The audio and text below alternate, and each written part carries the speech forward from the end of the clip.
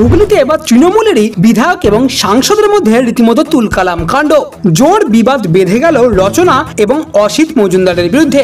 মূল বিষয়ে যাওয়ার আগে একটি রিকোয়েস্ট, ভিডিওটিতে অবশ্যই একটি লাইক দিয়ে দেবেন এবং পরবর্তী ভিডিওর আপডেট সবার আগে পাওয়ার জন্য অবশ্যই চ্যানেলটিকে সাবস্ক্রাইব করে নেবেন। চুচুড়ার বাণী মন্দির স্কুলে স্মার্ট ক্লাস তৈরিকে কেন্দ্র করেই হুগলির সাংসদ রচনার সঙ্গে অসিতের দ্বন্দ্ব প্রকাশ্যে এসেছে।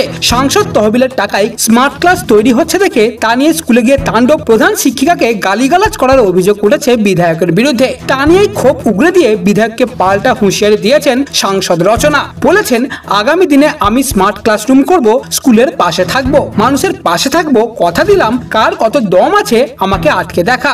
দলের কারো সম্পর্কে এইভাবে প্রকাশ্যে ক্ষোভ উগরে দেওয়া নিয়েই আপত্তি তুলেছেন অসিত। তার বক্তব্য, প্রথমত তিনি স্কুলে কাউকে গালিগালাজ করেননি, দ্বিতীয়ত সাংসদের যদি সত্যিই কোনো অভিযোগ থেকে থাকে তাহলে তিনি বিধায়ককে ফোন করে নিজে থেকে সেটা জানাতে পারতেন, কিংবা দলীয় নেতৃত্বকে বলতে পারতেন। এভাবে প্রকাশ্যে বলা মোটেও ঠিক হয়নি। অসিতের কথায়, সাংসদ কেন আমার সঙ্গে কথা না বলে সাংবাদিকদের সেই কথা জানালেন সেটাই উনি বলতে পারবেন। উনি দলের সাংসদ আর আমি দীর্ঘদিন ধরে কাজ করি।